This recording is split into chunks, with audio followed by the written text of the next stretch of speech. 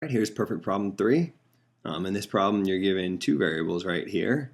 And let's see, we're trying to measure how much snowfall affects the number of car accidents we have.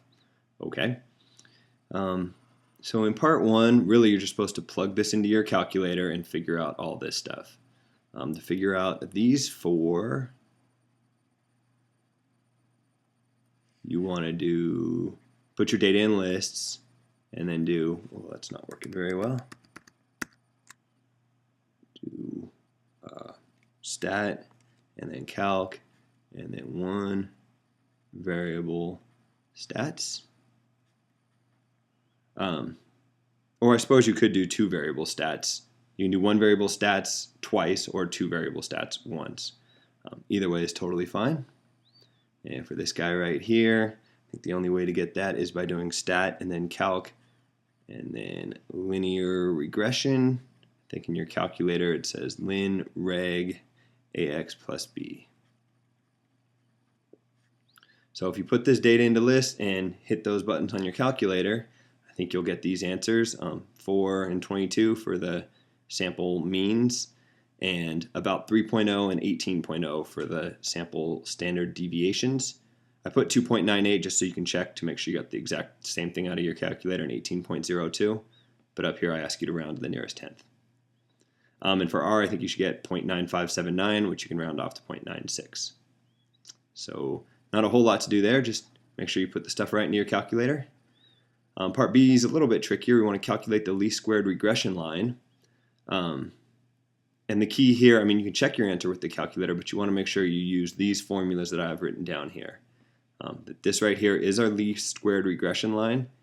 This is the slope and this is the y-intercept.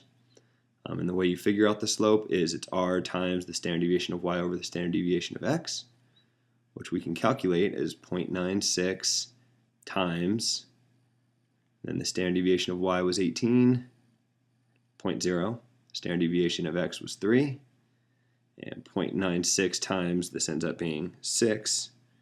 You can just plug it into your calculator, and you get, what, 5.76?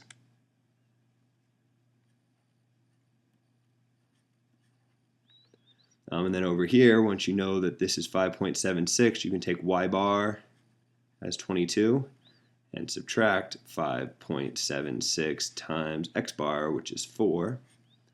And if you do that, you get, I think it comes out negative 1.04 in this case. So our regression line is 5.76 x minus 1.04.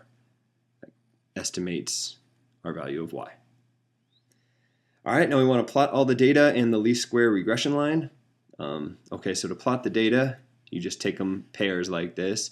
So the first point is 3, 18. So I go down here, 1, 2, 3 is here. 18 would be right around in there. I made this scale by tens just so they'd all fit, and then these by ones. Maybe I'll plot one more point.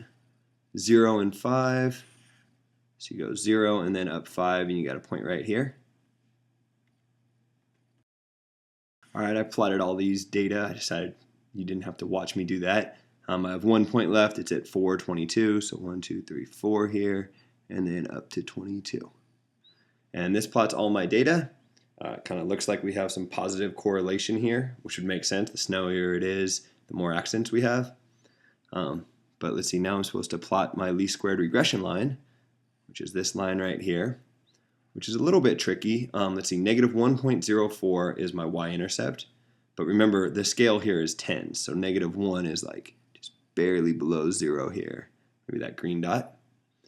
And then a slope of 5.76 is a little bit tricky to graph. I think what I would do is, okay, 5.76 over 1 is my slope, but maybe it's better to think about that as 57.6 divided by 10, right? Because these are the same things. But if you think about this as rise over run, then you go from this point up 57.6, so that brings us up here to 56 something, and then over 10.